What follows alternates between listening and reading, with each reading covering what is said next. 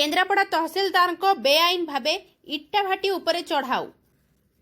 केन्द्रापड़ा जिला इंदुपुर नदी पठारे थिबा 5 ରୁ 6ଟି बेआईन इट्टाभाटी उपरे केन्द्रापड़ा तहसिलदार चढ़ाऊ करी फाइन आदाय करथिबा बेले गोटे जलंता इट्टाभाटी को अग्निशम गाड़ी डाकी पानी माड़ करी लिभाई देवाको चेष्टा करथिले मध्य अग्निशम गाड़ी रे पर्याप्त पानी नथिबा कही अधा जला इट्टाभाटी छाड़ी चली जाइथिले।